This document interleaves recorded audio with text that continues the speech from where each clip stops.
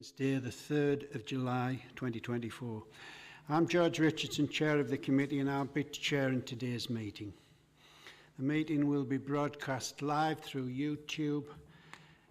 Before we start with the formal business, can I ask everyone to make sure the devices are put onto silent or switched off at all times? And when invited to speak, switch on the microphone nearest to you and speak. We have a number of officers with us today. I'll now ask to introduce themselves. I'll start with Kirsty on my right. Kirsty Charlton, Committee Services. Neil Carter, I'm the Solicitor to the Committee. Stephen Reid, I'm the Planning Manager, Chair. Callum Harvey, Senior Planning Officer. Louisa Olivier, Senior Planning Officer. Phil Harrison, Highway Development Manager. Thank you, everyone. Moving on to the agenda. Apologies for absence, please, Kirsty. Councillors Higgins, Savoury, Simpson and Smith. And substitute members, please.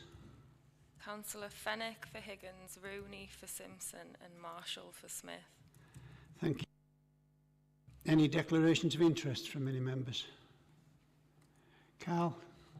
Chair, just the standard one really, that the application number 2, the developer is known to me through my role as the Cabinet Member for Economic Region prior to 21.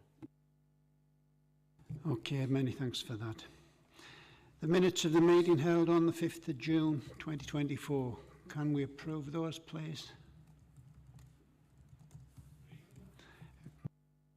Thank you.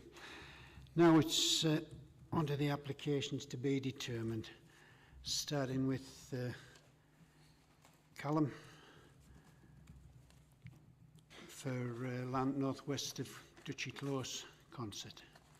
Yeah, thank you, Chair.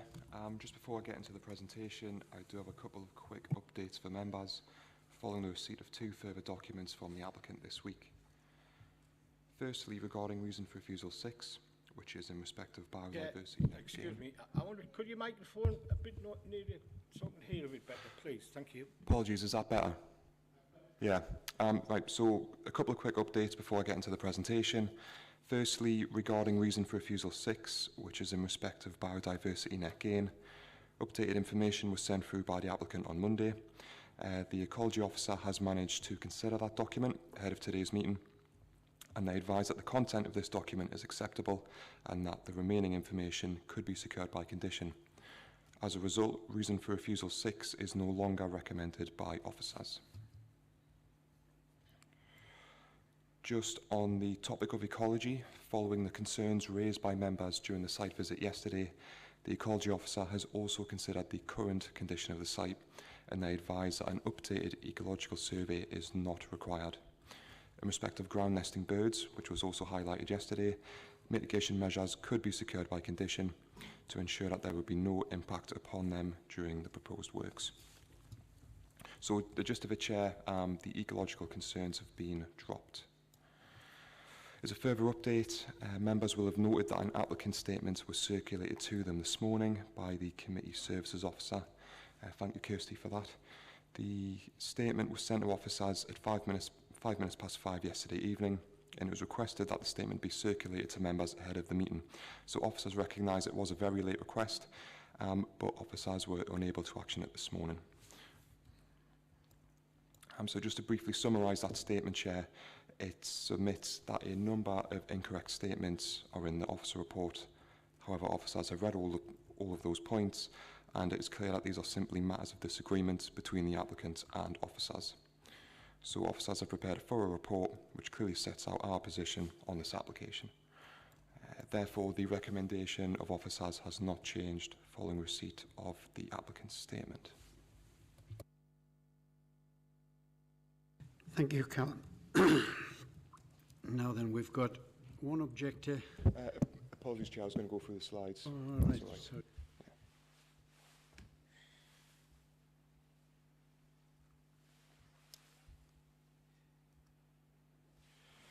Right. Yep, so permission is sought for 71 dwellings and associated access, open space and landscaping on land to the northwest of Duchy Close. So the first slide shows southern side of Concert and the site indicated there to the west. This is the updated site location plan and an aerial photograph showing the main part of the site. So this is a historic map of the Concert Steelworks from the year 1919. It was submitted as part of the application. The site is located here on the former slag heap, and the main buildings were located further east and southeast of the current site. The next slide shows the applicant's master plan, drawn up in 2012. So just for indicative purposes, I've shown the rough location of this development in the context of that master plan. And again, just for indicative purposes, I've shown the rough location of the development against the 2015 approved drawing for the previous development to the southeast. And again, this is a landscape master plan which has been received under a separate pending application for works to the coast-to-coast route. So just to go through the site photographs, this is from the northern edge of the site, looking east towards Abbots Way and Fawcett Park, and looking south, and looking west off towards Northumberland and the edge of the escarpment. And again, looking west out towards Northumberland from the northwest corner of the site. This is a photograph from the southwest corner, looking back across the site towards Duchy Close. And photographs from the southern end of the site, looking north and northeast, back across the site. And this is a photograph of Duchy Close, just showing the bungalows and the range of materials on those dwellings. And this is the footpath leading north from the site out towards Black Hill. And again, looking northward along the footpath. This is the received site layout drawing. So on the western edge, we've got an area of trees, and the proposal seeks to strengthen that tree belt. Got a suds basin at the southern end, got access from the east, and the built development in the middle. And these are the proposed house types, including the corner turner units. And this is the updated character area drawing, showing a mix of materials, so pretty much aligning with what Duchy Close currently has. So it's a mix of brick, render, and stone facades. So just to quickly go through the key consultee responses, Chair. Spatial Policy Officer advises that the site is not allocated for housing development as it was not deemed suitable when it was assessed during the preparation of the County Durham Plan. They advise that the proposal is not a mixed-use development as it only seeks permission for housing.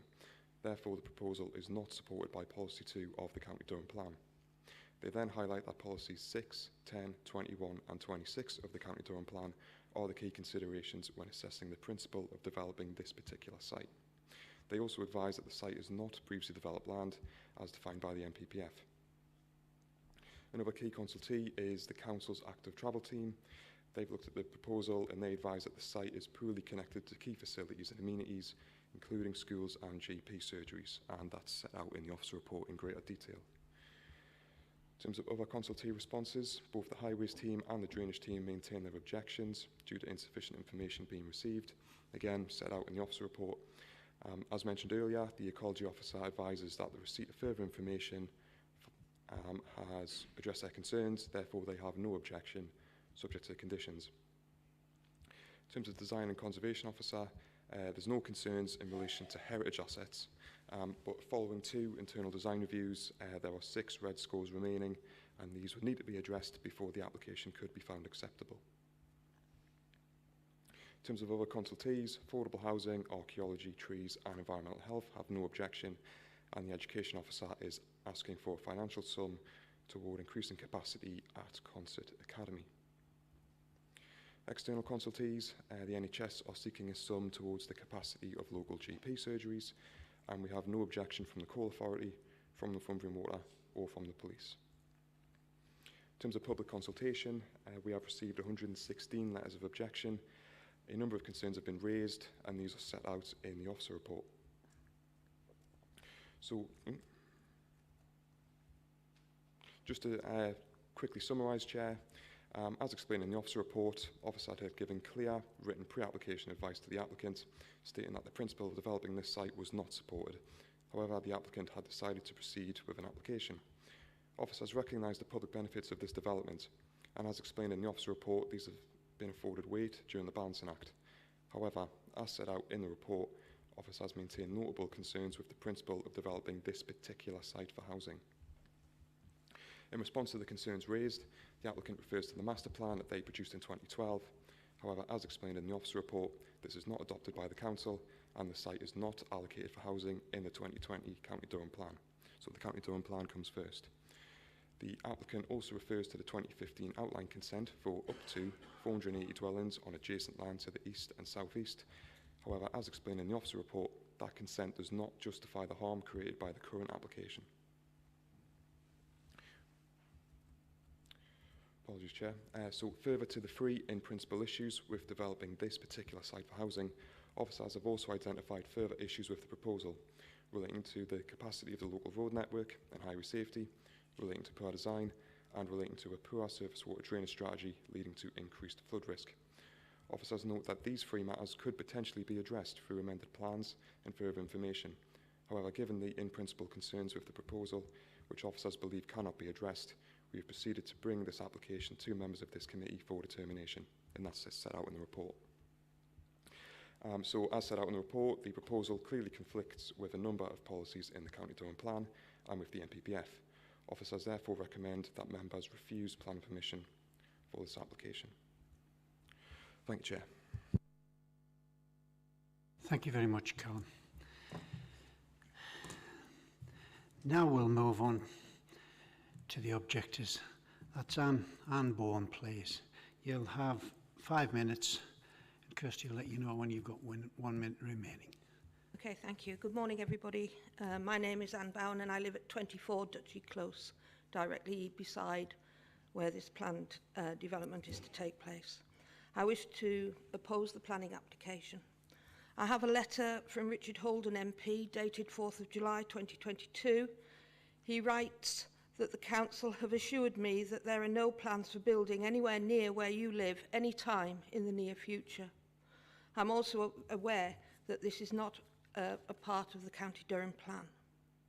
Below the surface, the ground is toxic and should not be exposed. If it is, it'll release contaminants into the atmosphere. I just wonder if I'll be safe in my back garden. The land is a fantastic green jewel amongst an extensive housing development. I use it at least twice a day to walk my Springer. It is a home for bird life, rabbits, hares, foxes. I've seen up to 3 red kites over the land, apart from the small birds, sparrowhawks, skylarks and the pipistrelle bats. Some of these species are on the endangered list, and this development will obliterate them all. Recent planning changes emphasise that former brownfield sites, now operating as valuable green open spaces, should be protected. This is one such site that is extensively used. At any time of the day, there are people in the area walking, cycling, running, horse riding, or exercising their dogs. It also contains the coast-to-coast cycle route, which will be moved and hemmed in by the development. It will be brought into direct contact with traffic going to and from the housing. Hardly a welcome situation. The vista for myself and other residents, for those using the C2C and the open space, is second to none, with uninterrupted views of the Pennines to the west and into Northumberland to the north. This will be lost. There's a myriad of footpaths that cross the site. They will be totally obliterated. They're paths that have been trodden for years, at least 40 since the steelworks closed. They are intricate and closely spaced. They will be lost. The plans include mostly 2-storey properties. These will overshadow the bungalows and their gardens. This will lead to loss of light, especially as the sun moves to set in the west. They will also overlook the bungalows and invade the privacy of the residents. This is unacceptable and a material planning consideration. The housing development will inevitably generate more traffic, and particularly heavy traffic during construction. Road access is already a problem, with significant queues out of the estates onto Genesis Way. The planned roads will reduce safety bringing pedestrians and cyclists into contact in a way that does not exist now. And there are no public transport facilities planned. The car counts in the reports were done in the school holidays and do not reflect reality. There is a bus once a day going from St James's Court up to Concert Bus Station. It leaves at 9:14 and returns at 11:30, giving residents an hour and a quarter in Concert, utterly hopeless for anyone wishing to use it for medical appointments, work, college or school. And the alternative to a car is to walk. If you know Concert, the distances are long and uphill. Local services already lag behind the needs of the increased population of Concert. No NHS dentists with spaces, difficulty getting doctor's appointments, youngsters travelling to Corbridge, Hexham and Woolsingham to go to school. I note the developers' comment about the 4 retail units in Regent's Park, but I'm afraid I struggle to see what an electric bike shop, a children's play cafe, and I understand a pregnancy scanning facility will be of use to myself, or indeed many other residents. We have to travel for any services. 1 minute remaining. Thank you. The construction will be unwelcome, with noise, dust and the danger of contaminants. I and others will lose a special view and a facility used daily which contributes to our well-being. There might well be an impact on property values. The new roads and no doubt additional street lighting will affect the existing properties with increased disturbance, noise, air and light pollution, effectively wrecking the current environment. It is hoped that this committee will keep it as open space so that it can continue to be enjoyed. Personally, I see no positive benefits for the area or the people of this development, and I do not believe that myself or my neighbours in Duchy Close, the local people of the Concert area and visitors from wider afield should be denied that pleasure because a developer cannot get its sums right. Thank you for your time this morning. Thank you, Anne. Well delivered. We'll now move on to the supporters. Harvey Ems from Lichfield. You'll have the same 5 minutes, and Kirsty will give you a shout as well at 4 minutes. Thank you. Thank you, Chair, for the opportunity to speak. Normally I commence my speeches by thanking officers for their collaborative approach towards pulling together a scheme where we've worked together to provide a positive recommendation. Unfortunately, this isn't the case here. We've not been given a proper opportunity to meet with officers throughout the consideration of the application, nor have we been engaged in the informal internal design review process, but we've been left to field uncoordinated responses from council consultees to address concerns raised very late in the day. We've endeavoured to address all professional points made to the exacting and very short timescale set by officers. Hence, Callum referred to requests regarding BNG, etc., which we've discussed already this morning.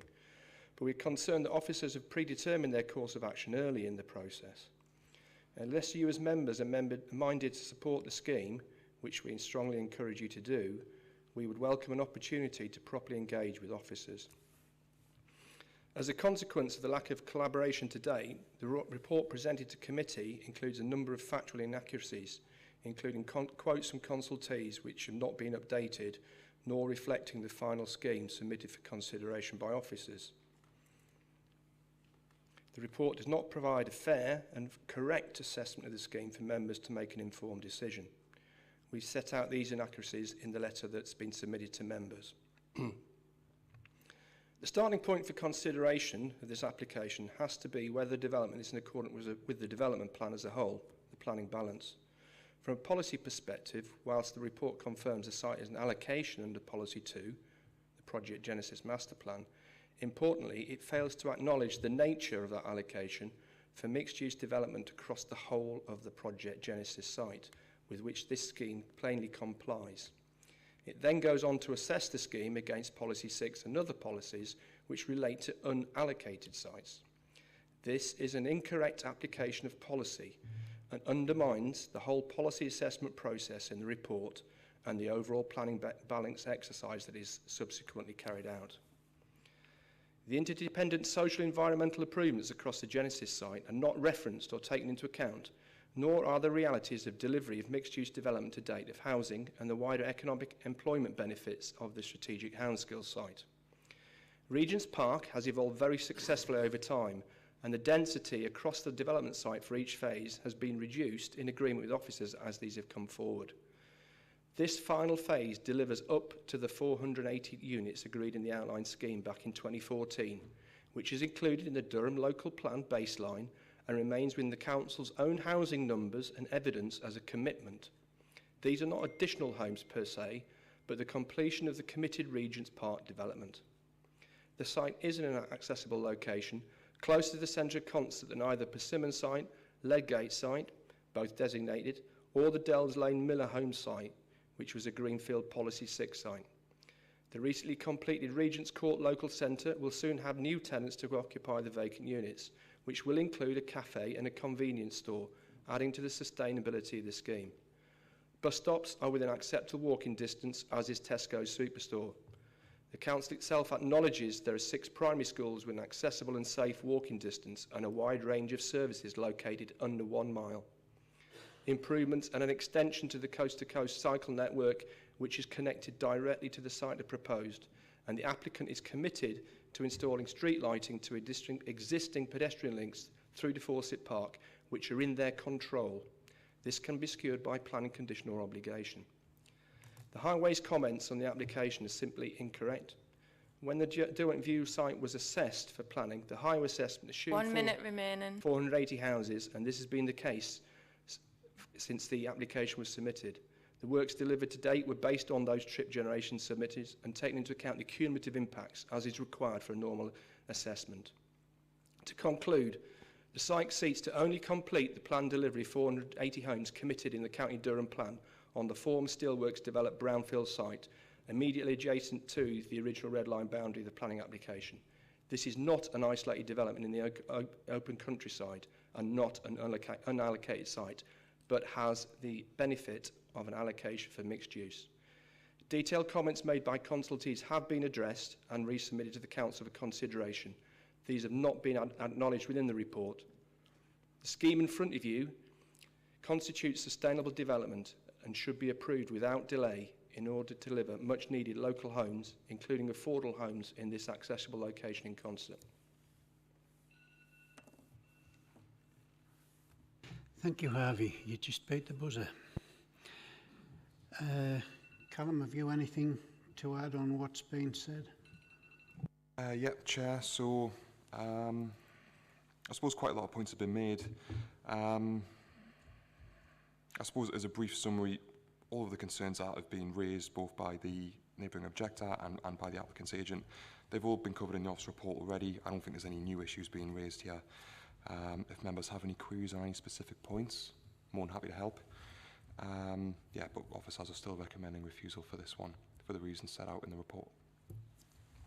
Thank you, Callum. Now then, questions from members. Jim. Just a quick question to, from the supporters' comments that they had note, just for the officers' opportunity to respond to. I've written down here, no opportunities to speak to the officers, and there was an accusation there of predetermination, and maybe we could ask the Highways about the comments that were incorrect.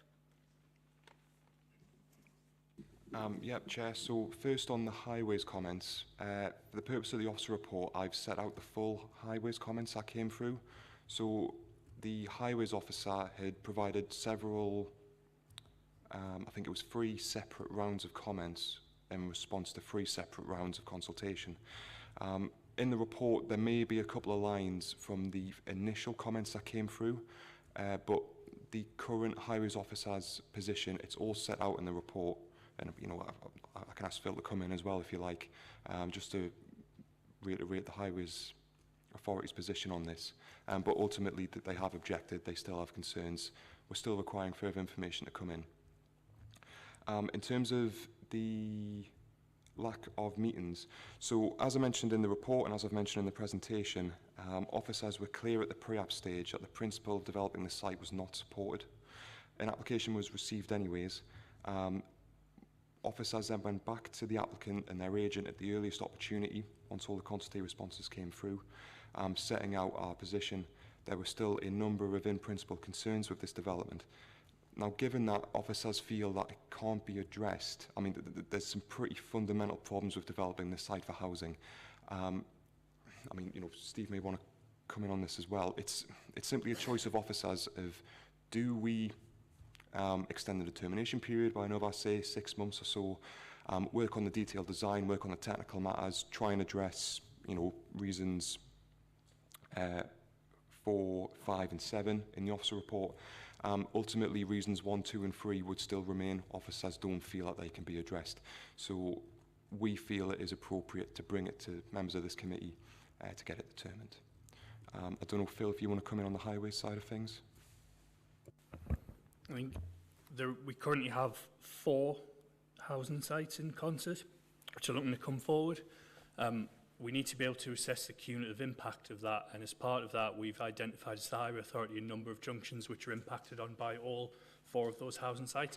Now, the applicant has produced a transport assessment. The transport assessment covers some of those junctions, but not all. We'd ask for them to go back and include the remaining junctions. We haven't had that information, and therefore we can't be confident that the cumulative impact isn't significant.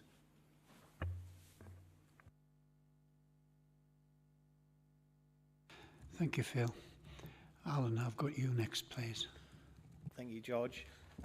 Yeah, it's just for clarification in relation to the, because in Callum's presentation, he mentioned in regarding the site was always identified as a buffer site, and the agent's reference at the application in 2015 for 450 houses, it references, or this was inclusive of that, the site was inclusive of this, of the 450 houses. So as a committee, could we have clarification that that site wasn't part of the 2015 application site? Yep, Chair. So back in 2015, so in 2014, officers received an application for up to 480 houses within a red line boundary, and that red line boundary did not include this site. So permission was granted in 2015. As the years have gone by and subsequent reserve matters applications have came in, the number of units has reduced to 409. But as set out in the officer report, the permission for land, the permission on the adjacent land does not establish the principle of more housing on the current site outside of that red line boundary. Thanks, Alan. Jonathan, I've got you next. Thank you, Chair. Just a couple of points from me. First of all, there seemed to be a contradiction between the report you gave and also from the applicant in relation to connectivity to local services. So obviously the applicant was claiming that it's well connected, and the report had a concern that it's not well connected to local services. I'd also, if you could possibly address the issue in terms of evidence need for housing, because another claim that was made by the applicant was that there's a high level of need for housing in the area at the very end of their statement. Thank you, Chair.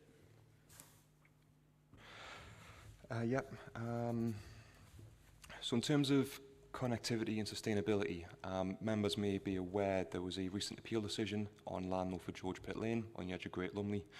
So that was a public inquiry, and I attended most of the days of that session, went through all the written evidence, and I observed most of the spoken evidence. And connectivity and sustainability was a key issue in the consideration of that appeal. And the outcome of that appeal is that a 800 metre standard was used and agreed by the inspector. So the applicant is referring to a 1 mile standard, which equates to about 1,600 metres. But I think on the back of the George Pitt Lane decision, officers are seeking an 800 metre standard. So there's a paragraph in the report, I've forgotten what number it is, I've listed the distance to the nearest facilities and amenities, so it's the actual walking distance from the centre of the site using footpaths which are lit and are desirable and attractive connections for pedestrians to make, even in hours of darkness, even in poor weather. So I recognise that there are a number of facilities and services within a mile, but there aren't very many within 800 metres, and for that reason officers feel there is a conflict with policy 21 as set out in the officer report, and it also leads to conflicts with policy 6 as well, I believe. on the housing need query, so this is actually quite straightforward. The County Durham Plan was adopted in 2020, and that established a number of allocated sites across the county. The housing allocations included an uplift, which is something that local plans need to include in order to be found sound. We have a number of allocated sites across the Consett cluster. The applicant is correct in that some of those sites have not came forward yet, but the plan's only 4 years old, and it does accommodate for development up to 2035. So I feel that argument, it's a little bit early in the plan period to be arguing. Maybe 7, 8, 9 years from now, we'd probably give that more weight. But as it currently stands, I see no reason why those allocated sites won't come forward. You know, we've got a number of other windfall sites coming forward across the county. I personally, I've got no concerns about the county's housing land supply position. Currently, we only need to demonstrate a 4-year supply. We're sitting on about 5.47 years. Even if, in the event we only needed a 5-year supply, we're still comfortably above that. There's a lot of windfall sites in the pipeline. I think it's pretty clear we don't need this site to come forward to address the county's housing need, or indeed to address Concett's housing needs. Thank you, Callum. Patricia. Thank you, Chair. I want to talk about contamination. I remember in the late 90s, and I moved from Consett in 2005, that site used to leach contamination, and that's one of the things that would worry me about putting more housing on there. That site used to... What's your opinion on that? Do you see that as an issue to turn this down, or do you think that's been addressed? Because as I say, I haven't lived there since 2005. The only thing I would say that when on the site visit yesterday, it is a very, very beautiful piece of land. And is well used. People are walking, they're cycling, they're enjoying that piece of land. It is very beautiful. Just for questions, this. But that is the question. Right. It's the amenity space that you obviously have put a lot of weight on. Yeah, thank you, Councillor. So in terms of the contaminated land issue, so I've consulted the Environmental Health Officer regarding contamination. They've looked at the documents which have been submitted, and they feel they're comprehensive, they're thorough, and the Environmental Health Officer is confident that subject to the mitigation measures set out in the received documents, it's okay. So the contaminated land risk has been checked, and it can be mitigated during the construction works. So we've also consulted the Coal Authority. They've got no objection either, so they're okay with it. In terms of the visual impact and the recreational value of the site, this is set out in length in the report, and it does form the recommended reasons for refusal. So impact in both of those respects. Thank you. Thank you to both of you. No further questions from members? Well, we'll open the item up to debate then. Craig, you've got your hand up first. Craig Martin, councillor for North Lodge and Chesney Street. So there's been a lot of arguments here about the county plan. Is it in the county plan? Is it not in the county plan? It's a little bit irrelevant because, as many of us who have sat here for times, that just because something isn't in the county plan does not mean it does not mean that it cannot get permission to develop it. It just needs to go through a different route and different test. I wasn't at the site visit yesterday, but I know the site very well. I've got friends up there and I spend a lot of time there. And I have to say that I've seen maintained parks used less than this piece of land for recreational purposes. And if you go into that estate, it is very heavily developed with not much greenery until you get onto into the peripheral areas onto land like this, and you're there, and it is a fantastic, well-used space. In fact, I think there should be a push to move it, develop it in that way. So to me, that doesn't mean that you can't build houses on it. It just means you have to have a very high bar to get over that and for development, as set out by the officers. And I just think it's very clear from reading the report that the developers have not reached that bar or anywhere near that bar for development. So to me, it's very easy for me, from having listened to the debate, read the report, I'll move that we agree with the officers' recommendations and that we reject the application. Thank you for that, Craig. Who would like to speak next? Alan. Thank you. Yeah, thank you, Chair. And I quite echo what Craig just said there. Yesterday was so obvious, like in relation to the lady who spoke there, in relation, it's an absolute jewel of a parcel of land, and on the site visit yesterday, it was highly evident how much it was being used by walkers, cyclists, people exercising, dogs. And for that reason, I have no hesitation to second the officer's recommendation. Thank you, Chair. Thank you, Alan. Does anyone else wish to contribute?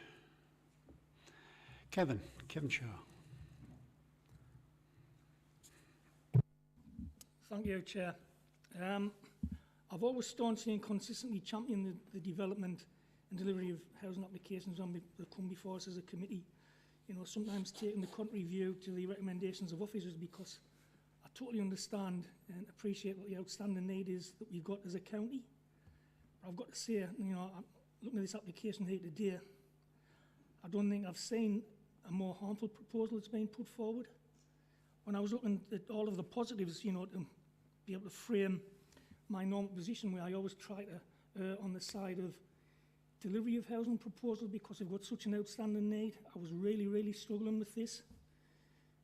Looking at the harm identified, the shopping list is huge. You know, loss of landscape area of recreational value, it has clear social value, lack of acceptable pedestrian connections, incursion into the countryside impacting visual amenity and character and setting of the settlement, significant harm caused by severe residential impact upon the road network, poor layout and orientation of the buildings affecting character in the surrounding area, lack of biodiversity gain, lack of integrated drainage throughout the site, resulting in greater surface water flood risk both within the site and potentially elsewhere, leading to a significant degree of harm given the impact it could have on existing nearby residential dwellings and premises. You know, I really can't, for the life of us, find a position whereby I could support this development going forward. I think we really should appreciate the work that's gone in by officers here, which clearly sets out consideration is given in reaching its recommendation, and I would also like to support the officer's recommendation, but just as far as the developer's concerned, there are clearly more appropriate sites available, and whilst we're here today to consider the applications in front of us, I think the development needs to look at the available sites, because we do have this outstanding need that needs to be met. Thanks, Kevin. Simon Wilson, please.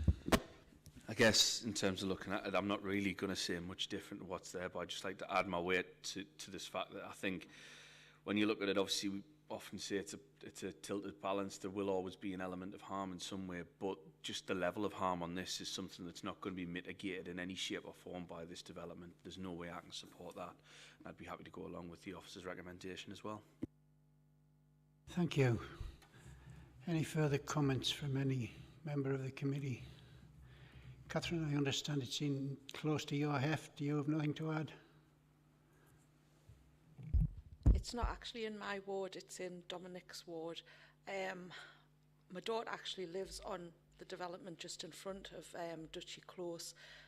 It's horrendous to try and get out of the junction, you know, at peak times, i.e. school, work times. I have exercised my dog on this piece of land, and I think it would be a crying shame if we lost it. Thank you for that, Catherine. I hope I didn't drop you in it. Any... Patricia, and then Jonathan again, please. Yes, Chair. I think also, as I said before, it's been rewilded to a really, it just was so beautiful there yesterday. And it's, well, I think we've got to think of the wildlife. We did see a skylark, which was pointed out to me. So obviously there is life in there. There's obviously life in there. You've only got to see by the plants that are there and the people enjoying it.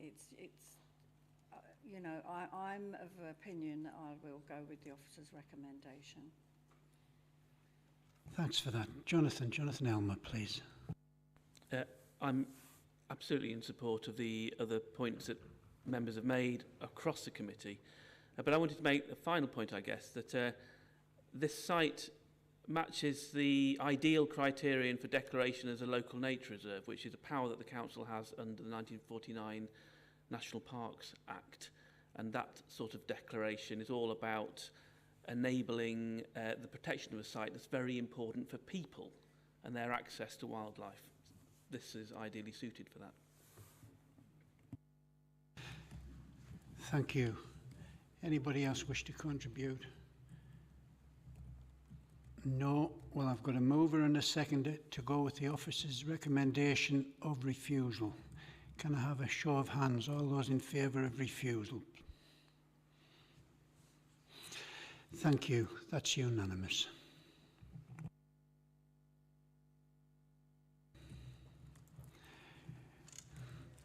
We were going to move on to item 2, but one of the councillors has just evidently got the call of nature, so if Louisa, you could be prepared, we'll wait for Jim to come back.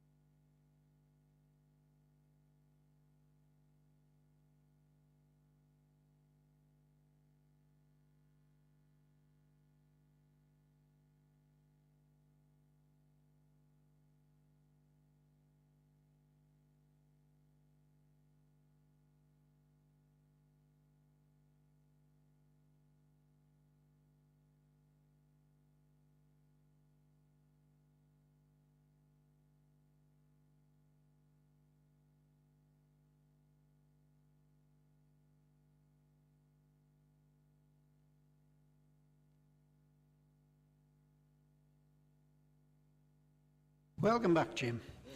We waited for you. Okay, we'll move on to item 5B, and Louisa is going to present it to us. Thank you.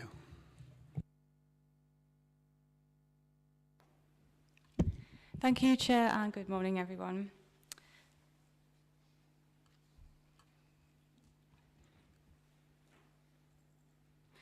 So this is the site outlined in red, which I'm sure you're all familiar with. It consists of 2 building blocks, with the larger curving around the smaller block in the centre of Durham City, and which currently houses commercial uses, a 401-space multi-storey car park, offices, and other ancillary uses such as leisure, servicing and storage. So we have the aerial photo here, where you can see the site is south of the A690, west of New Elva and east of the Marketplace. The site boundary fronts onto Marketplace from 1 to 5 Marketplace and directly onto Leazes Road on the northern extent, and onto land in the vicinity of the Boat Club, a public house and restaurant adjacent to the River Wear on the southern extent. The site is located in the Durham City Conservation Area, within the setting of the Durham Castle and Cathedral World Heritage Site. Otherwise, the site is not subject to any other statutory heritage designations. Whilst there are no locally listed buildings on the site, the building currently occupied by Boots is considered to be a non-designated heritage asset. There are, however, many listed buildings in the vicinity of the site. And the site is accessed by a vehicle from Leazes Road into the multi-storey car park, with a separate vehicular and HGV access into the service yard. So we've got some photos here showing the entrance into the site from Marketplace and Sadler Street and the current design of the streetscape within the site. And now we have some of the key main views of the site from Elvet Bridge, New Elvet Bridge, and from Leazes Road. Sure that you are aware the site has many levels, with 1 to 4 occupied by the multi-storey car park and servicing machinery and storage areas, and there are some basement levels for the units. The key levels of interest, however, are levels above the car park, shown here, which start at 5 and incorporate retail and offices, and the one on the right there is the next level 6, which has offices and ancillary retail. And the last and current higher levels around the site edges and contain some more offices.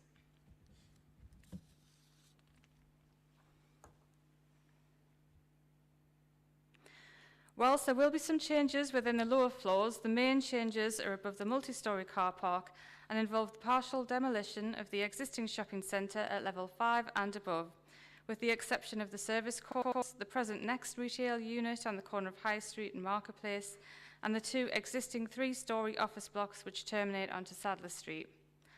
All mall level retail is proposed within the inner core, with PBSA to the rear, and a PBSA entrance onto a new public square which is to be created by opening up views to the riverside.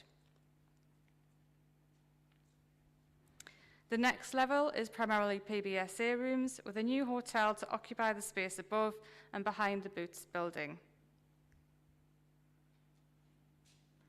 Level 7 has more hotel rooms and PBSA accommodation.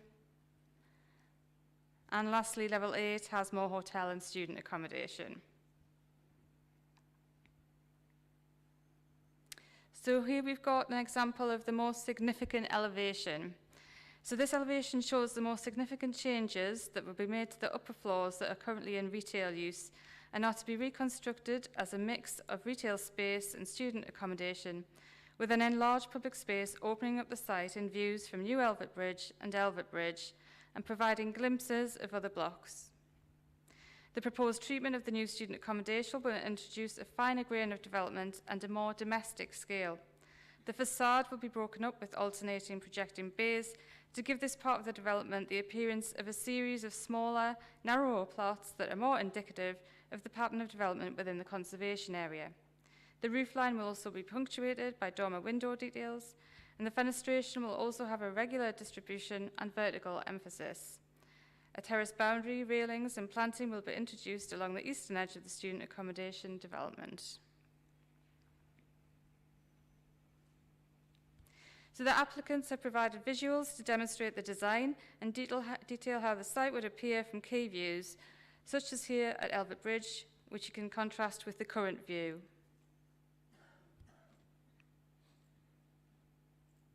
And this would be the new view from Elvet Bridge at night time.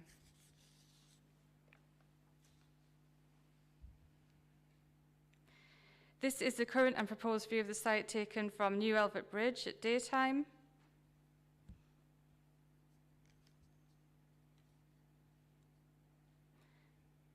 And we have the current and proposed view taken from the Marketplace.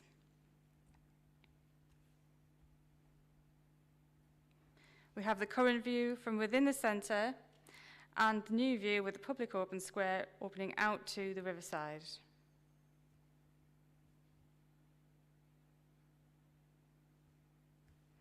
And this is another view of the new public square, which will be used for events, performances and exhibitions, etc. This is the current and proposed view taken from Leazes Road. And this is the current and proposed view taken from Claypath.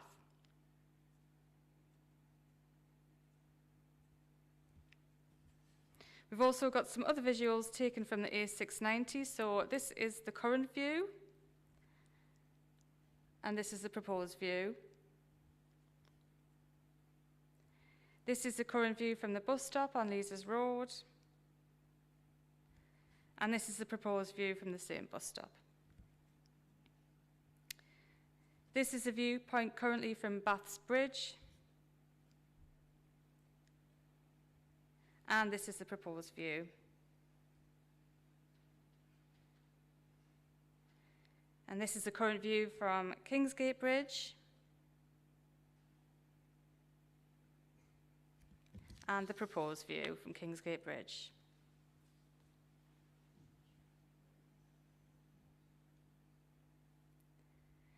So turning to consultee responses, I have an update from Active Travel England. They have confirmed that they object to the application now as the development fails to promote cycling as a mode of travel and that the amount of parking is against national and local policy and the County Durham SPD on cycling and parking.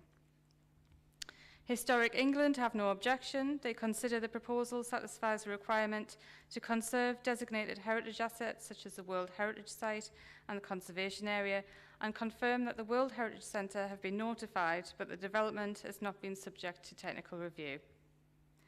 Durham City Council raised concerns over student housing need in relation to the purported figures and in terms of the type of accommodation. They are also concerned that the hotel layout will change and over the loss of large retail units. They expressed desire for a community hub and the retention of the public toilets. There are concerns expressed over the flat roof design and the lack of use of renewable energy, the level and location of cycle parking and over parking provision, traffic management impacts from the construction, limited PBSA amenity space, and the lack of full open space financial contribution. The NHS have requested Section 106 funding of £85,680. Visit County Durham advises an undersupply of visitor accommodation. They do support the visitor economy-related elements, but they don't consider it would necessarily improve Durham as a visitor destination, but that it would add to the visitor and resident experience. Design and Conservation note the proposal would not radically alter the existing situation and could be considered an improvement to the conservation area and the designated and non-designated assets. They note some minor aspects of the design could be improved and that it requires careful consideration in terms of the materials. Spatial Policy accept the quantitative and qualitative data submitted in respect of the need for PBSA. They raised some concerns in respect of the small retail units and the lack of detail in terms of the leisure offer and how it would diversify the city. And they detail the OSNA requirements for open space for the site. Landscape considered the proposals for the public realm to be well considered. The permeability improvements and hard and soft landscape proposals are also well considered, but will require appropriate management. The Sustainable Development and Energy Officer advises that the development needs to be heat network ready and that solar PV should be maximised.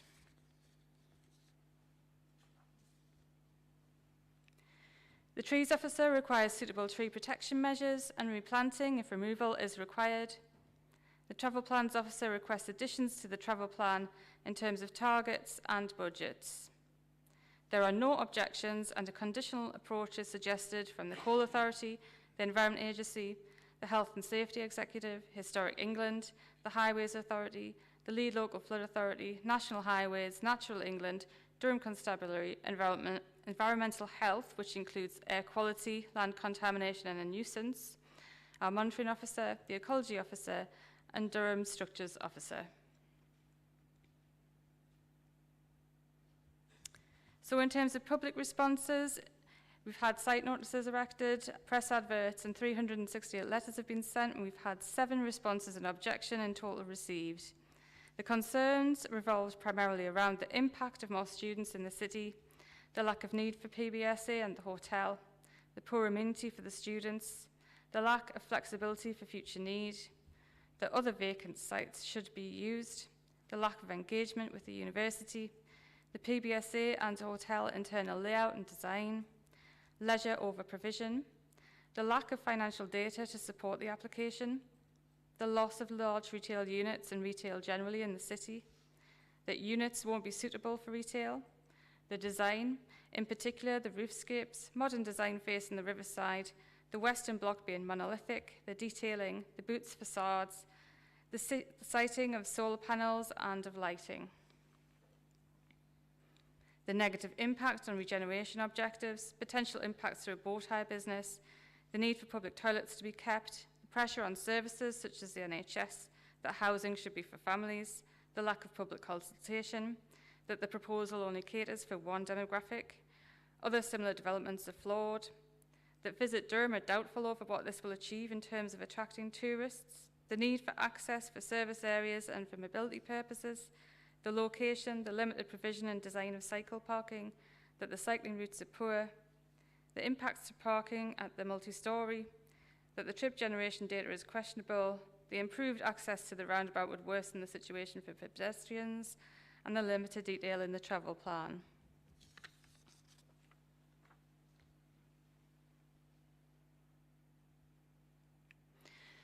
This is an environmental impact assessment development, and the application is accompanied by an environmental statement, an ES.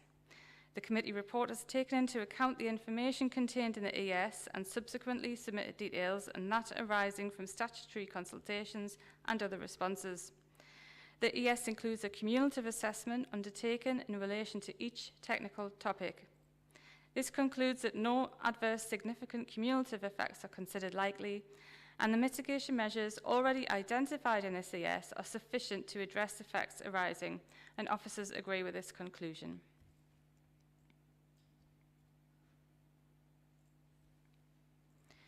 So in conclusion, this application has competing benefits and harm.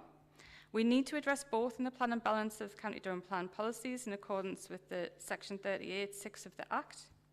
In terms of harm, there would be short-term economic impacts from the closure during the construction phase, and there is a failure to meet all the sustainable transport requirements in respect of cycling and the levels of amenity for some of the PBSA rooms.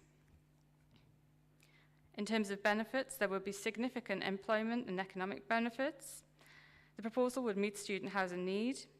There are regeneration benefits in that it secures the vitality and viability of the town centre. It meets the need for visitor accommodation. It uses previously developed land. It enhances the conservation area and listed building settings. It enhances the visual amenity and usability of the high street and the riverside. It improves highway safety, and it improves biodiversity on the site. On balance, the development and the benefits significantly outweigh the identified harm, and all other impacts can be suitably mitigated with conditions. The recommendation, therefore, is to approve this subject to a Section 106 agreement to secure open space and healthcare contributions and a Section 39 biodiversity agreement and conditions. I do have some updates for Planning Committee also. So since the finalising of the committee report, we now have a response from Durham University outlining that there has been engagement with the applicants and also outlining the latest position in terms of student numbers, which have fallen again in 2023-24 to 21,588, and confirming that the expectation is to return on track to the overall original target once the pandemic intakes graduate. This being the case, this provides us with more certainty on the future numbers, and this being the case, our position is that the need is accepted, but not based on the growth figures presented by the applicants, but the need to broaden the choice and the variety of student accommodation in this location, particularly in regard to international students. I need to make a correction to the report in terms of the number of consultation letters sent out. The amount sent out was actually 368, and this is still well above the statutory requirements. A further update is that we have a letter of support from Mary Kelly Foy, who wishes to support the proposal given its importance to Durham City Centre and the economic fortunes and health of our city economy as a whole, with the creation of 175 jobs and an injection of 6.8 million for the local economy. Support is also offered on the grounds of the diversity to the high street and the opportunities it presents for independent businesses. The need for purpose-built student accommodation in the city is accepted if this is delivered in partnership with the university's wider plans, particularly as it may allow for HMOs in the city to be brought back into use by families and permanent residents, thus ensuring a healthier balance in the city between residents and student housing. I've also got another couple of updates that have just come in this morning.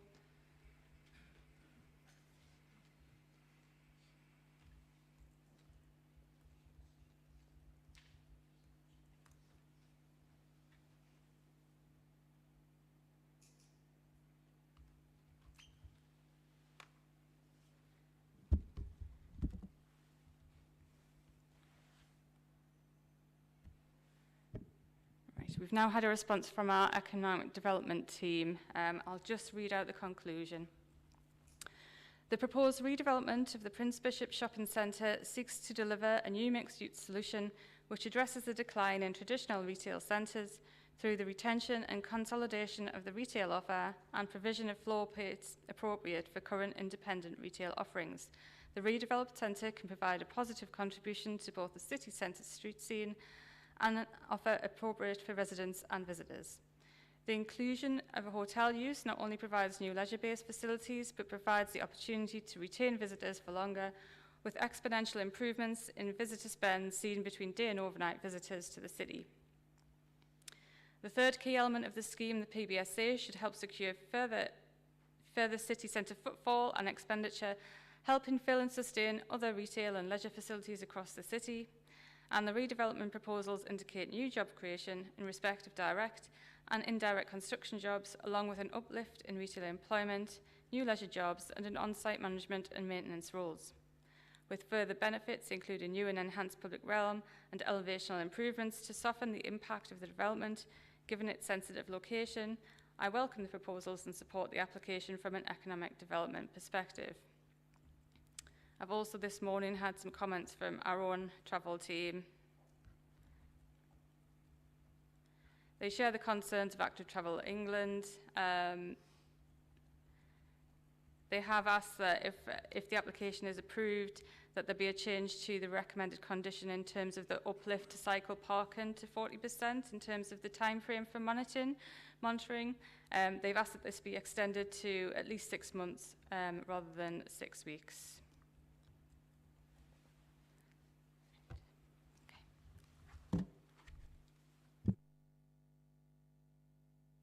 Thank you, Louise. A very long and detailed presentation.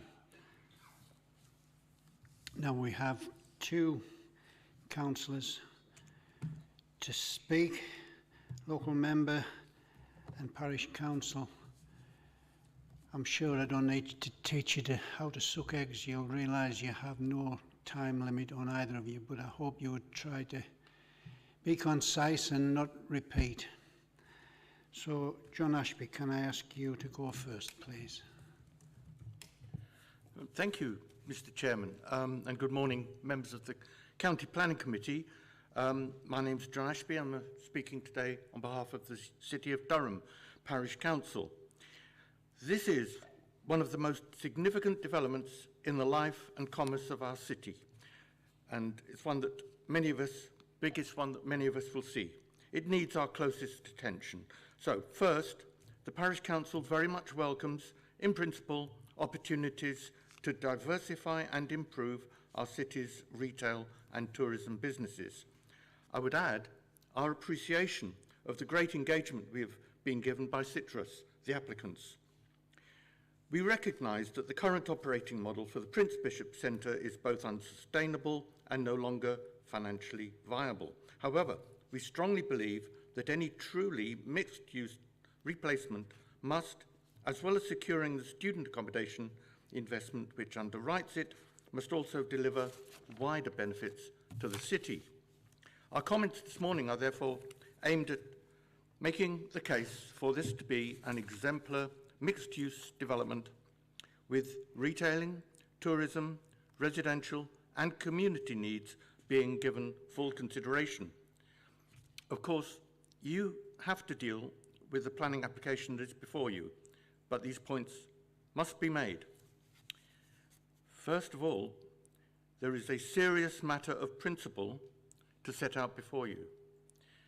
This development is underwritten by the purpose-built student accommodation with 408 new student bed spaces. That is, very welcome, 408 fewer students in HMOs. Indeed, let me be clear, it does not add to the total number of students in Durham City. That is decided by the university. So the Parish Council supports the principle of the PBSA on the upper floors to give financial support for the ground floor retail units, but we are very concerned by paragraph 190 of the committee report. New PBSA proposals must demonstrate a need for this type of accommodation in this location. The County Durham Plan recognises that need is both quantitative and qualitative. The applicants claim there is a massive quantitative need. They project the number of students to increase by between 4,360 and 11,930 by the year 2027-28. And for them, that results in an undersupply of between 2,683 and 9,333 student bed spaces. As well they know, from Durham University's own report to this application, that is just plain wrong. 3 years ago, numbers bulged beyond the intended figure because of the COVID A-level exams fiasco. Since then, the university has successfully managed the total numbers back down to 21,588, and the Vice-Chancellor herself confirms that numbers will stay stable at around 21,500 from now on. It is nonsense for the applicants to assert that they know better than Durham University how many students it will admit each year. So it's essential that the County Council gives no credence to the notion that there will be a shortfall of between 2,683 and 9,333 student bed spaces. So the committee report statement in paragraph 190 that the need is, quotes, more akin to the lower end of that range, that scale, it must be rejected, that quote. Any suggestion of an increase in student numbers of at least 4,350 and a consequent shortage of bed spaces must not be endorsed today by the County Council. Otherwise, PBSA developers will celebrate being given the green light in Durham City. The conclusion in this committee report, therefore, should have been what you were advised in the previous PBSA application that was determined, namely the former bingo hall at New Durham. In that case, the committee report stated, and I'm quoting, "It is considered that, whilst the proposal is unlikely to meet quantitative demand, it would comply with Policy 16 of the County Durham Plan in that it would meet an identified need to broaden the choice and variety of student accommodation available within the city." End of quote. That was exactly right 2 years ago. It's even more right today because student numbers are lower. There are no grounds today for reversing the advice you were given 2 years ago. The proposed PBSA in Prince Bishop's Place in the city centre is welcomed by the Parish Council on the qualitative locational merits and meets Policy 16.2 without any need for fabricated numbers. Now, briefly, committee, there are some other points I will raise. We were concerned with the absence of large retail units, and that could undermine the ongoing role and function of the city as a sub-regional centre. We therefore welcome and endorse the assurances expressed in paragraph 214 that the internal walls within the scheme would be made capable of accommodating larger retailers. It's good. We strongly support the pleas of residents expressed to us and at consultation events asking for one ground floor unit to be dedicated for a community use, a facility that would meet the terms of Durham City Neighbourhood Plan Policy C3. That would not only promote mixed and balanced activity throughout the development, also encourage business and leisure footfall by creating a feeling of ownership of the area and help combat potential antisocial behaviour. And its active frontage would attract footfall throughout the mall in the evening. I was going to mention the potential loss of the toilets, but I recognise that I was wrong about that. The existing toilets are being retained. Whilst the Parish Council welcomes the proposed carbon reduction measures, these will not be sufficient to ensure the full site is powered by renewable green energy sources. For example, water source heat pumps appear to have been discounted despite the close proximity and potential of the River Wear. The Parish Council has particular concerns regarding the impact of the prolonged and disruptive construction works. It will cause significant disturbance to local residents and existing businesses, so a comprehensive plan for minimising disruption is vital, including practical help to relocate the existing retail businesses, which will otherwise perhaps be lost. So a condition requiring construction management plan, that goes part of the way, but not all, and it could and should be enhanced. We also share the visitor economy concerns expressed about possible impacts, not only in the short term on the day visitor sector during construction, but also in the longer term around the proposed hotel's target market, cramped location, and restricted amenity offer. Furthermore, in the light of the inevitably harmful impacts on the city over a period of several years, the Parish Council stresses the need for the full 100% requirement for Section 106 monies to be applied in this case. We are totally opposed to the severe reduction down to a relatively small amount listed under the current terms for Section 106 monies, and we urge the committee to ask for that to be reconsidered. And finally, please, committee, must not be endorsed. If allowed to pass, it will come back and bite time and time again. In summary, the application contains the potential to enhance our city in the longer term, but it carries real dangers and misconceptions, and we ask the committee to take this into account when making its decision today. Thank you for listening so patiently. Thank you. Thank you, John. Now, David Freeman, local member. I don't think John's left you anything much to say. Thank you, Mr. Chairman. Yes, you're right. As a fellow member of the Parish Council, I agree with everything my colleague, Councillor Ashby, has said, and there may be a little bit of repetition, but probably a slightly less time used to say it. It does seem like only yesterday that I was there when the Prince Bishop Shopping Centre opened. Now, 26 years later, we have a proposal for substantial redevelopment of the site. Many residents I speak to are very unhappy about the proposal, but the retail world has changed and large numbers of big retailers are not coming back to the city, unfortunately. I accept that the shopping centre must change for it to be successful and as such an asset to the city. The reconfiguration will better suit the needs of national and independent retailers and leisure users, as well as provide a new hotel. Certainly a new hotel is welcome. For the city to thrive, we need to attract visitors to come and stop here for a few nights, rather than getting off the bus, walking to the cathedral, walking back to the bus and disappearing again. The proposals will provide long-term viability to the site, which is presently at risk if no change occurs. When the 1996 planning application was submitted, there was much unhappiness about the appearance of the shopping centre, and I think this remains the case, that it does not fit well into the Durham City Conservation Area. These proposals do produce a more open and visually less confused appearance, although still of a scale and massing untypical of the surroundings. But ultimately it will slightly enhance the area compared with what is there now.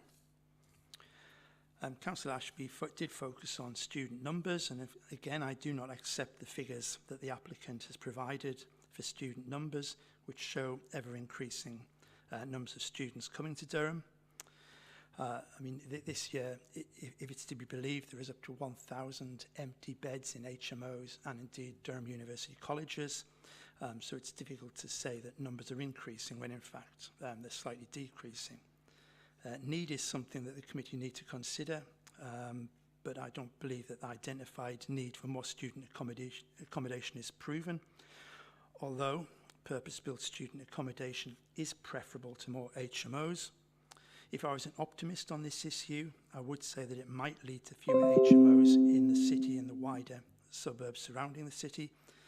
However, I have been City Centre Councillor long enough to not have that much optimism on that. However, what I am unhappy with the developer is the developer contribution that my ward will receive from the application. I don't blame the applicant for this, but rather this council, and it's something I hope members of the committee will be able to change this morning. I'm content with the NHS funding for the Claypath medical practice in my ward, which is £85,680. They are the main surgery in the city and are at full capacity. But there is an existing shortfall in the provision of all types of open space in the Durham City area. The open space needs assessment therefore identifies that the need to protect existing open spaces and provide open space is a key priority in the area. The report notes that off-site requirements would normally involve a contribution of £645,048. However, apparently the OSNA recognises that this can drop to a lesser amount if the applicant can identify specific facilities within the vicinity of the site that can be upgraded and agreed with the council. In paragraph 374, it mentions that part of the proposals is an upgrade of the current public open space on site to become a larger, more visually appealing, user-friendly space. Now, the present shopping centre does have an open space, and I've never, and nor has my community, ever accepted that this is a public space, and I doubt that this proposal for a larger space will be any different, particularly as it is actually private space. We do not lack for public open spaces nearby in the marketplace and Millennium Square, and therefore we don't really need a new public space. The council is therefore asking members to agree to a sum of £98,100 to upgrade the public realm, rather than the £645,000. So the city centre loses £550,000 that could be used to improve the riverside or be spent on new and upgrading facilities in the Durham City area, or indeed making Millennium Place a more attractive open space. There is simply not enough. This is simply not good enough, particularly bearing in mind the 2 to 3 years of disruption this redevelopment will take for the city centre residents to put up with. So I'd ask that the members of the Planning Committee reconsider the levels of Section 106 funding to be provided if they are minded to approve this application. So thank you for listening to me. Thank you, David. We'll now move on to Matthew Phillips, objector from the City of Durham. Matthew, you'll have 5 minutes, and Kirsty will let you know when you've got 1 minute remaining. Thank you, Chair. Briefly, on the design of the river frontage, the City of Durham Trust argues that this very significant heritage location deserves the highest quality. Durham has suffered the current very poor design for 26 years, and accepting a slight enhancement over that is not good enough. The riverside frontage upper level and New Albert Bridge corner remain intrusive in terms of their scale and regularity. These elevations can be improved to reduce this impact by working within the current block proposals. The small internal high street bridges have been identified for further design work by specific planning condition. Why shouldn't the key elevations identified also be required to be redesigned? More should be expected, and this can still be handled by planning condition. I will focus the rest of my limited time on cycle parking. Could I have a slide, please? The quantity proposed is substantially adrift from policy requirements because the developer used the old 2014 standards for the student cycle parking need and then arbitrarily knocked 14% off the total. The slide shows secure cycle parking in double-deck racks within the car park. The plans do not leave enough room to slide bikes out of the upper deck. Fixing this either means less space for the pedestrian and car access in the car park, or converting 6 more car parking spaces. There is no space to store non-standard cycles like tricycles, trailers or cargo bikes, contrary to Neighbourhood Plan Policy T3. Approving these plans may therefore fail the public sector equality duty. Next slide. The long stay spaces will be on the very lowest floor of the multi-storey car park, accessible only from the river level, where cycling is not permitted, or via the car park exit onto Leeseswell roundabout.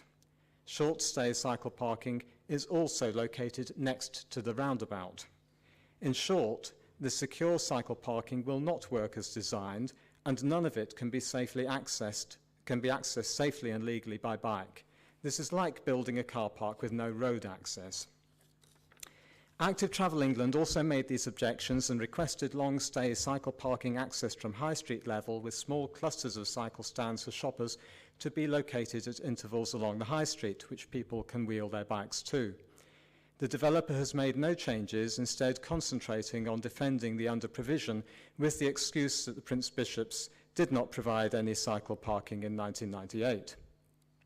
They propose condition 23 for a small increase in quantity if needed, but the wording assumes the secure cycle parking is exclusively for students. It is also required by the SPD for hotel and retail workers and hotel guests.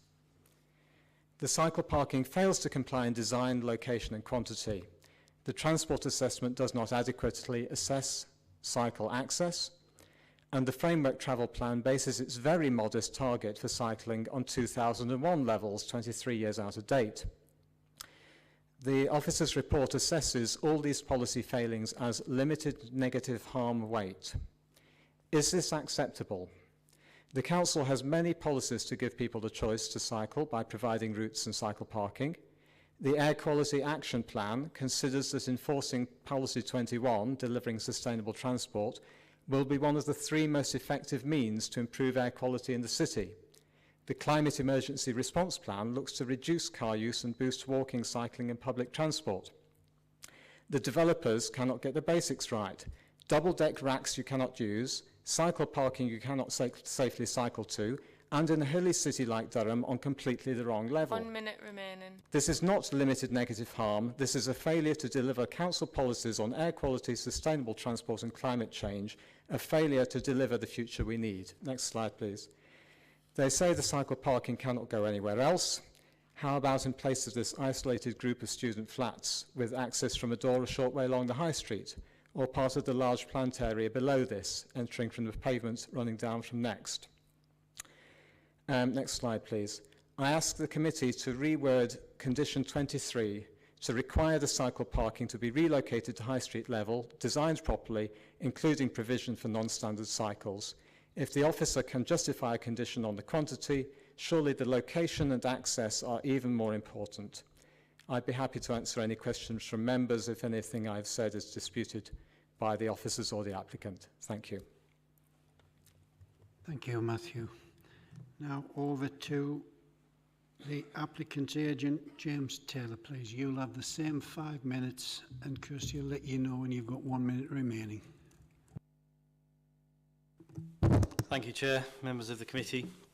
As many of you will know, Citrus Group, as lead developer of Prince Bishops, have a long-term commitment to County Durham, having our office here and being privileged to see the nearly built-out Integra 61 site. The opportunity to acquire Prince Bishops in 2022 was a fabulous opportunity for us to help reimagine a struggling high street and place it on a stronger, viable footing for the future. We started discussing with your officers in the autumn of 22, gradually building that up, evolving the scheme, engaging with an ever-expanding range of stakeholders, all to shape the scheme as you see before you today. In a similar vein to Integra project, we do value public engagement and building the time into projects to do this well. I'm particularly pleased with the extent of engagement, as has been said previously, and the willingness from a broad range of stakeholders to get involved, which was really fulfilling process for us. It'd be unfair to say we agree on every single point, but it has added a lot of value. The scheme will be transformative for the city centre. The current shopping centre operates at a very significant loss, and despite our best efforts over the last couple of years to fill the voids, financially the centre is not sustainable in its current guise. It was built when larger store format national retailers were prevalent. This underpinned significant value at the time, with these operators hugely consolidating nationally and those that are present seeking much smaller stores.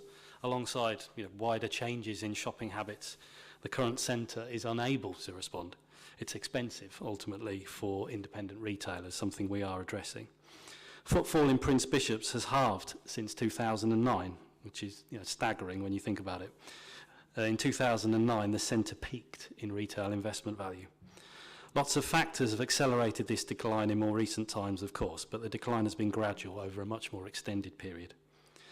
Looking forward, the proposed scheme will reinvigorate this location. Whether you're for, against or ambivalent to the growth of the student population, it is a major economic driver for the city. And I would echo the comments around the qualitative aspect of this development and the enhancements to the student experience that this development will offer. I think if we use this driver to reinvent the high street and create a destination, in many ways it's the definition of good regeneration. The new south-facing public square, which will be open 24 hours a day, and it is privately owned, but it will be completely publicly accessible. And it is also a purpose-designed event space. It's devoid of the pressures of vehicles, of loading restrictions, etc. And it will be a real asset to the city. At its centrepiece is the panorama across the city, from World Heritage Site to the river corridors and across the inner bowl, an entirely new view, particularly of this scale and breadth, appreciating some of Durham's best assets. And this is key to the scheme, a real destination, which it lacks today and was arguably one of the biggest failings of the current design. From day one, we knew we had to work broadly within the existing massing and be very sensitive to the environs, not least the World Heritage Site. The existing centre is neutral at best in its somewhat disjointed architectural style, and we've worked hard to bring you a cohesive design with more consistency and a finer grain suited to Durham, as supported after a robust process by your design officers and Historic England. In respect to sustainability, the development has a fabric-first, high-efficiency design, utilises photovoltaic arrays across the roof slopes and air source heat pumps for its domestic hot water demand. The hotel is designed to BREEAM very good and the student accommodation to BREEAM excellent. I'll touch on cycling. We have gone, the existing student developments, that of the gates, etc., and Student Castle. Their cycle stores are very lowly used, sort of 3% occupancy, Chair. We are the university's own stretch targets focus on cycling at 7%. We are over 20% currently, and we will take that to 40%, and we're very happy to do that if the demand exists. But there is no evidence for that. The SPD, which is guidance, makes the case that where there is evidence to the contrary, that officers can take a different view. And as officers are presented before you today, Chair. So we consider that the thorough officer support is robust, reflective of the journey we have been on to get to this point, and we hope, Chair, that the committee can support their officers' view, and I'm very happy to answer any further questions, Chair. Thank you. Thank you, James. Louisa, do you want to come back with anything?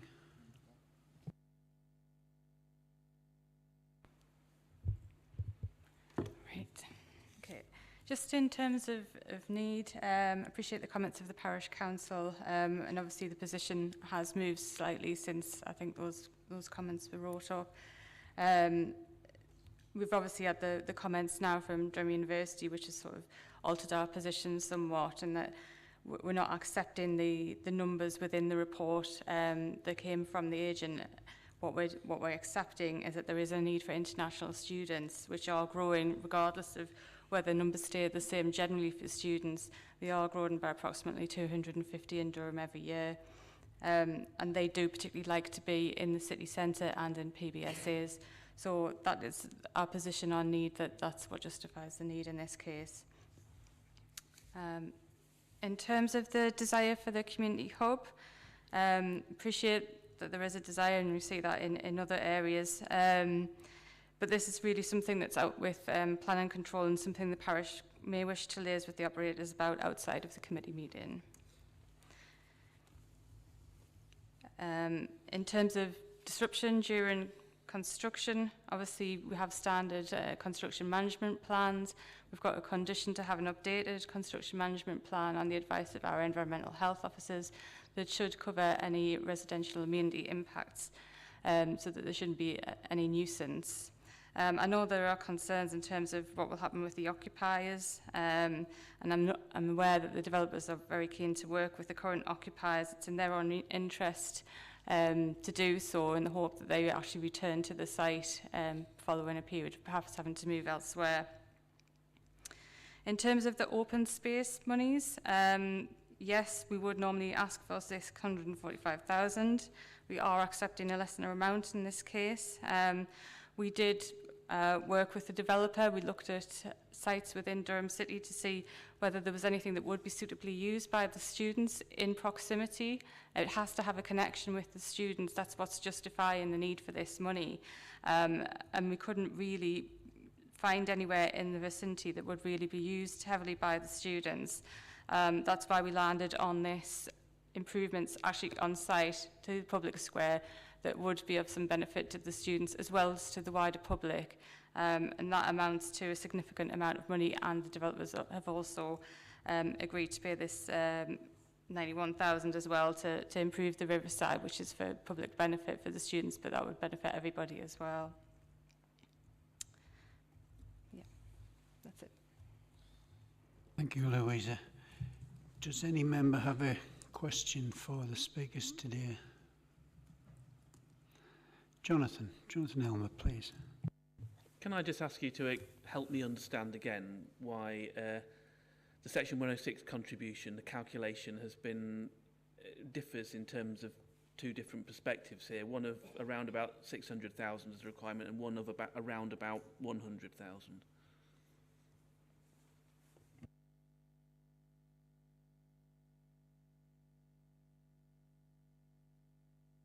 Chair, I'd just like to come here. I think the broader point here, and this is, I'm sure, something that members have seen a number of times across the years on ordinary housing schemes, that if a developer comes forward and provides a substantial part of the required open space improvements from on-site works, then it's not uncommon that we have to accept a greatly reduced financial sum that would otherwise be the case if there wasn't some quantified on-site improvements. And I think what Louisa was setting out earlier, both in the presentation and response to the initial question, is that through negotiations and engagement with the design team over the last couple of years on this site, we do have a significant public square facility on site, and as a result of that, I think the simple fact, Chair, is that the developers meet in a significant part of the open space policy requirements through on-site provision,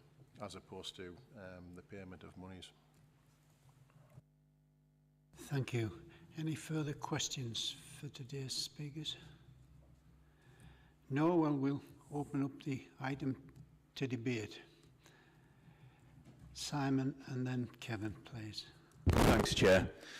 So yeah, just in looking at this, obviously we've got something here that has been stated it will improve the street scene. I mean, I think one of the big things around this is actually in terms of the heritage consultee has turned around and actually said it would be better in terms of what would be there in Durham City in relation to the World Heritage Site. I think the economic development team is something that's quite interesting to see, and that they've indicated this would actually be a positive.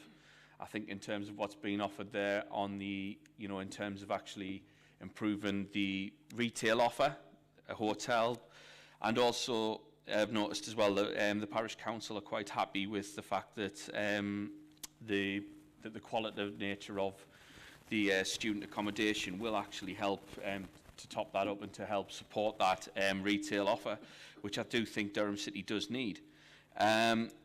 I think the other side of it as well within that is obviously mentioning the cycling, and that's something that's come up. But for me, the fact that it's in excess of what the university have done there, which to me would indicate that there's been some work from the applicant with the university, which would make me happy on that. Again, we've got money to improve the riverside. For me, given the way the site is at the minute, and actually what this offers and what this will do and how it can actually give some balance within that, I'd be happy to move the officer's recommendation. Thank you, Simon. Kevin, you're next, please. Thank you, Chair. I think it's an excellent development proposal. I think the mixture of new and existing uses in a modern context, it is really quite stunning. As a local member, we've all got our own high streets, and many of them failed as habits and needs have changed, and the needs of retailers and others have not been met. The innovation shown in this proposal clearly sits extremely well in the historic setting of the city itself. And just to pick up and repeat the point that's previously been made in regards to the new hotel that's proposed, It really is badly needed.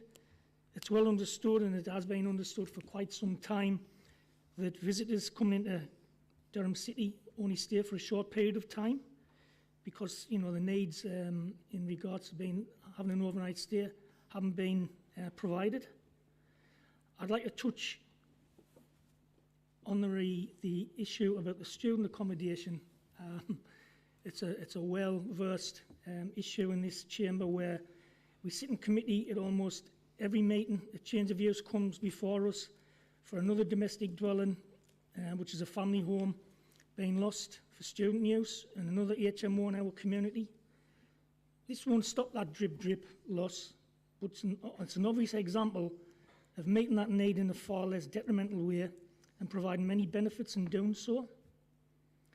As far as the city centre is concerned, the benefits of the regeneration and improving the viability are really quite considerable, including the jobs and the diversity it provides. Durham City Parish Council, you know, they've raised a number of issues, which is their right, but I don't think any of them have been fundamental in providing any material reasons to object. I think they're more in the context of you can't always get what you want, but certainly in this case, the city and the county is going to get something that it badly needs, and I fully support the officer's recommendation. I would like to second the proposal. Thank you for that, Kevin. Jim and then Alan, please. Yes, Chair. I think the need for this development is significant. That's been clear this morning. The benefits are substantial. The complaints are significantly sparse. We've heard some various different points about problems with the frontage, not being up to scratch, cycle parking, 106 money, student numbers, endorsements, decks and racks and things like that. But I'm here this morning for the plan that's in front of me. I'm more than happy with the plan that's in front of me. That's the only one I can put my hand up for. That's the only one I can see. I just hope the applicant is listening and is taking notice of what's being said around him. And if he can do anything about it, then, you know, that's fine. But I can't do anything about it. I can only vote on this plan that's in front of me at the moment. And I'm quite happy with the plan. And I think that the benefits do significantly outweigh any harm that's done here. So, yeah, I'll be going along with the officer's recommendation. Thanks very much. Thank you, Jim. Alan Bell, please. Thank you, Mr. Chairman. Yeah, to echo what Kevin says in relation to, you know, the town centres around us, we all know literally every town centre is on their knees. And, you know, to see and to hear this application is such a, you know, a big plus for Durham to see such a, you know, a developer coming in with such a track record of the Integrity 61, and to come and do this in Durham. I think we should be all sort of embracing and want to sort of accept, you know, what's been proposed here today. Was that, you know, in relation to the, you know, the parish council and the trustees, both and the local member David, everybody accepts it's a better scheme than what's there now in relation to the, you know, the buildings themselves.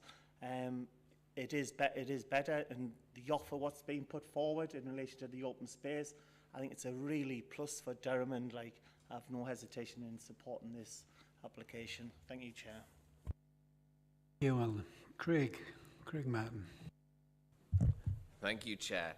So just to comment on a couple of the objections. Student housing, I'm not going to get into an argument with people who probably know far more about the Durham City student housing discussion than me, but I'm always a great believer that it's the private enterprise that take the risk. If they're going to shove a load of things that aren't needed in a place, it's their loss if they kind of make it. So you know, I fully appreciate consent. And plus, you know, there's always that argument about HMOs, and, you know, if you don't like HMOs, you need to have proper designed student housing in blocks out of residential areas. I fully support the loss of retail in this application. You know, city and town centres are dying because of the over-reliance of retail space that we've got there. You know, so I really support the fact that we're consolidating what retail that's there. Sustainable energy sources, you know, you know, I wish we had the power in planning rules and regulations to really kind of, you know, hammer sort of developers and make sure that they're doing everything they possibly can to get it carbon neutral and stuff like that. And we really need some changes to planning laws, and I fully appreciate that, but it's quite difficult to have the clout to do anything like that in the planning regime. I always turn to Councillor Elmer and these sort of things, and I'm sure he'll tell us if I'm wrong or not when he's agreeing with us, sort of thing. So, what I'd say, I really hate the Prince Bishop's development. If I was starting from scratch again, rebuilding Durham City, I'd have never put that. I think it's a bit of a blot on a medieval city and kind of brings it down. But it's there, all right? You know, we have to deal with it being there. And I'm not jumping for joy and doing backflips at this application, but I think it is a step in the right direction. And I think from some of the kind of designs you've shown on the screen, I welcome the fact that there's a bit of a reduction in height level in some sort of things to kind of, in the opening up of things. So I'm quite glad of that. So Chair, broadly speaking, I support this application. But what I would like to say to conclude with is that having listened to the local member of the parish council, it does raise my concerns regarding the Section 106 money. I fully respect the officer's viewpoint on this in terms of the creation of an open space, all right? But I really don't feel like it's an actual open public space as much as what is sort of it's been sold at. You know, to me, an open space is not surrounded by, that is truly for public use as that. So I'm going to do something that might probably raise some eyebrows, and I'm going to propose that we put forward an amendment to this application, all right? That we alter the Section 106 open space funding for this application. I believe a figure of 145,000 was quoted by either the officer or the member, but I'd like to put forward that amendment for the committee to discuss and debate and decide whether they welcome that amendment to force the developer to put forward a more accurate open space funding. And I require a seconder for that amendment to be accepted. Thank you, Chair. Thank you. Just when I thought things were going nicely. Jonathan, you're next. I'll say, did you have your hand up, Patricia, as well? Okay, love, you follow. Thank you, Chair. Also, I've got to make the point that in terms of the ability to house students in purpose-built student accommodation is desirable, and because it removes the pressure on HMO. So really pleased to see that. I think we all need to appreciate the hugely prominent position of this development. So as you travel out, down the A690 into Durham, it's the first thing you see on the left-hand side. It's what all of the visitors who we hope to attract to the city and spend their money in the city will see first, with the cathedral rising above it. So it's great, actually, to see that some serious conversation and consideration has gone into the appearance of that fascia going around, and that the view is that that'll be an improvement on the current situation. Though I have to say, it potentially could have been even better, and that would have further benefited the economic well-being of the city. Coming on to the issue of the energy use of the building, I am a bit frustrated to see that water source heat pumps, the most efficient source of heat pumps, haven't actually been, it would appear, haven't been given consideration. Though, and you know, I wonder why that's the case. But it's obviously desirable to see the implementation of air source heat pumps. I've got very considerable concerns in relation to provision for cyclists. And I guess this is my main area of concern. What's been described, and as was most eloquently put by Matthew Phillips, is not adequate in terms of cycle parking provision. In fact, it's dysfunctional. Now, the applicant's making the case that that's not evidenced by demand from cyclists in the city. But of course, the reason that there's low demand from cyclists is because the infrastructure of the city, parking infrastructure, cycleways, everything else, is inadequate. One triggers the other. So if we continue to make inadequate provision for cyclists, nothing's going to change in that regard. So I don't know whether there's any opportunity to just make that provision a little bit more useful. We were talking about just extending it slightly to make the space between the racked cycles better, something like that potentially. Though I'm about to make a point that isn't a material planning consideration, but I think it's worth saying anyway, the likely cost for a student to rent out a room in this new provision will be about £1,200 a month. Now that's bigger than a large mortgage for a house. Now, what's going on with that? This just feels to me like we're exploiting young people. Now, finally, I would be very happy, as a sort of closing statement here, to second Councillor Martin's request for the amendment. Thank you, Chair. Thank you. Patricia? Thank you, Chair. I was going to second Craig's, but what I will say is that I can't agree with the fact that the 106 contribution was reduced because of this open space. If you look round the country, these developments are going all over big cities, and they've all got a piazza-type open space. It comes with the development, and I do not see that providing that should give the developer a reason to reduce the contribution.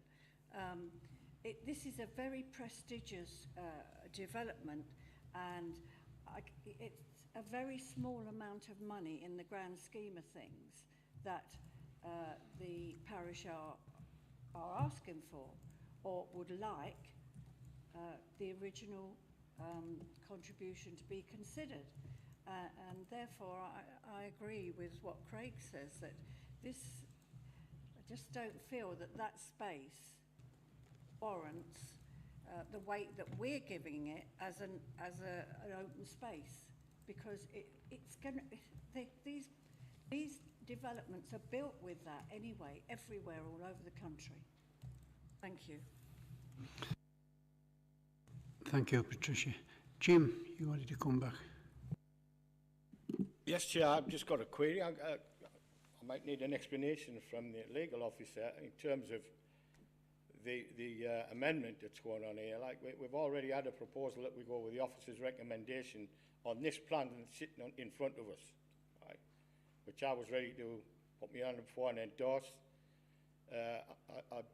I'm not sure whether it's a different plan altogether or whether this should be discussed with the applicant and the officers prior to us taking a view on it. I mean, we'll always be happy to give somebody more money, but at the same time, I'm not exactly sure how we go about it in terms of, I've already just offered to put my hand up for the application that's here, there, now. Yes, Jim. Neil was already set to come in, and he's coming in now. Thank you, Chair. Yes, I think, broadly speaking, Councillor Atkinson's right. There's a motion that's been proposed for approval of the application in accordance with the officer recommendation. That's been seconded. There's clearly a rival motion which involves an amendment to the 106 obligation in terms of off-site open space contribution. Generally, the first motion would be voted upon first, and then only if that's lost would the second motion be looked at. However, before we potentially get to that point, I do have to caution members in connection with that second motion, which is an amendment to the first, particularly around the issue of this further 106 ask. My reading of the policy is that there isn't a policy basis for that additional money to be paid by the applicant. My legal assessment of whether such an obligation would meet the community infrastructure levy test, so if you members cast their minds back to that specific test for the imposition of 106s, which is about necessity direct relationship and proportionality, my view is no, it wouldn't meet that. So it wouldn't be a lawful reason for granting planning permission. Chair, can I just come back on what I'm going to do? Should this not have some effect on the applicant? He's put this application in, and it's totally relevant to the applicant as well, and the officers who've already gone along with it in the first place for whatever reasons they had to do that.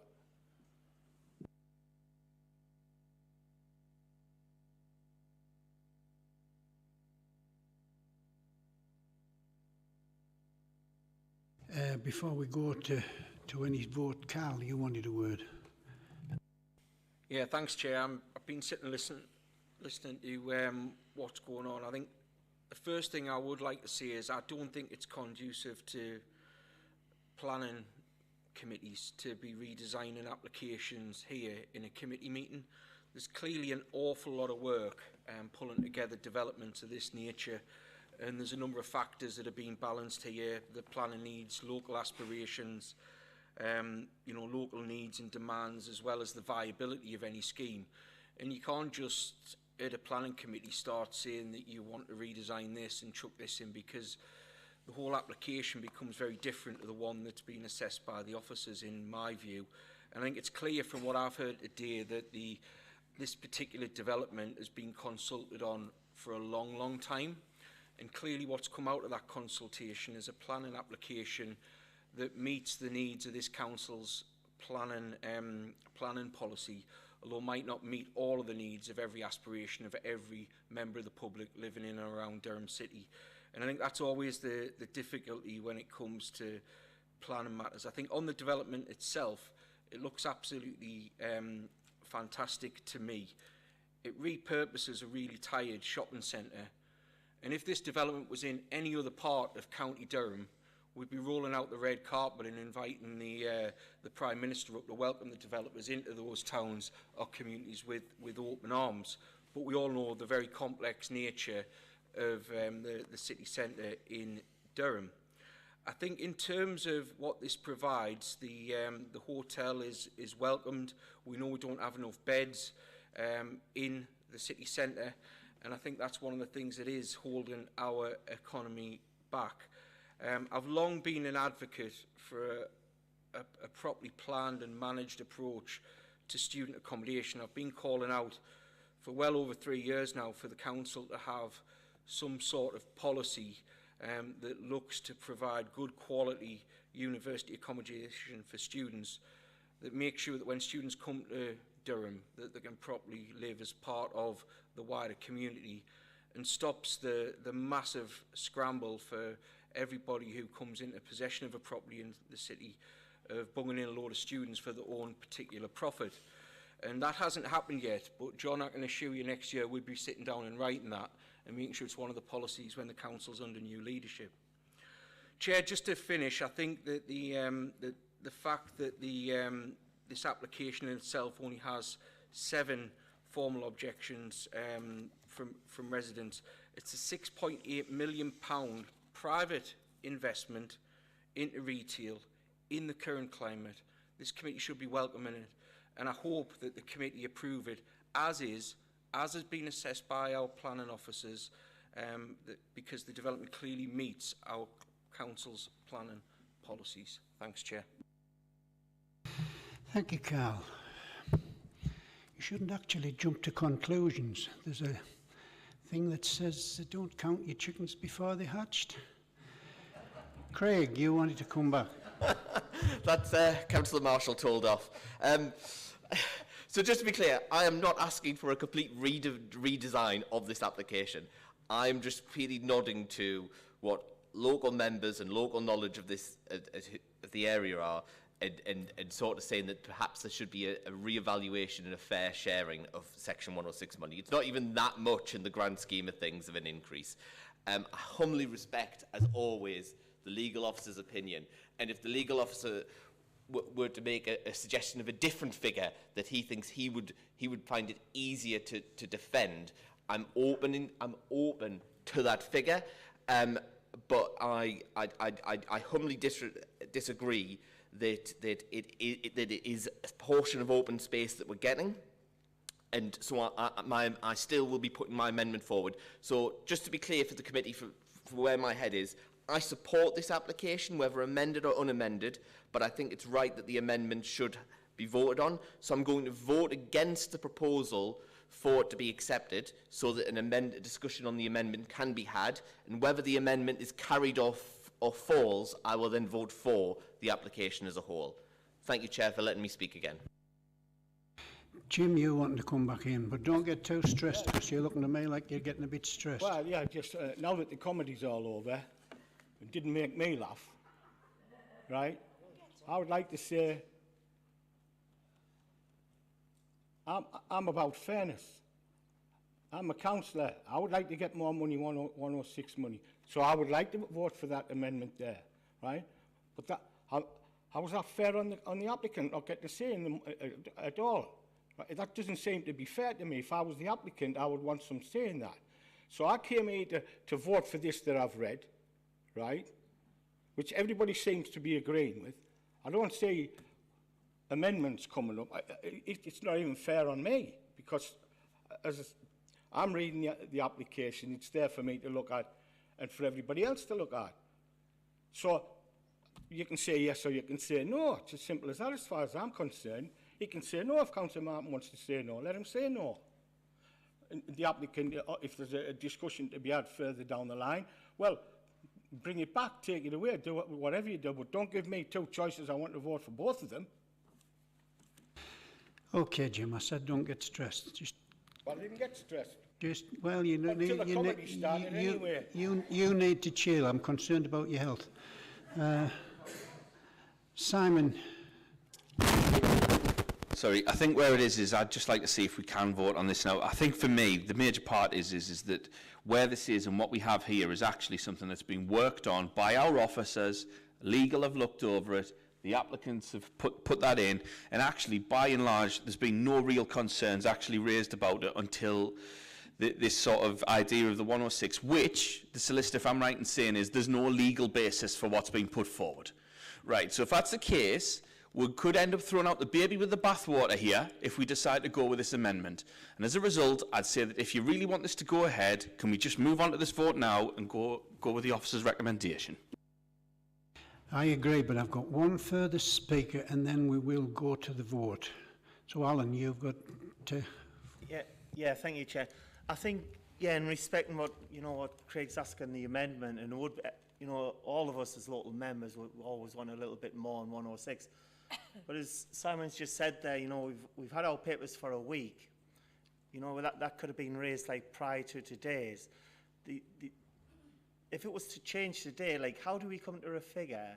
And secondly, the applicant may want to then change the public open space. So for that reason, to stop complicating the situation that we're in, I'm just happy to move that we move to the vote on the on the recommendation what's before us. Thank you, Chair. Thank you. Well, now we will go to the vote. All those in favour of this application, please raise your hands. All those against? Thank you. Well, that was approved 11-1, I think, or how many say you now? Sam's gone. And that concludes today's business. Thank you for your attendance.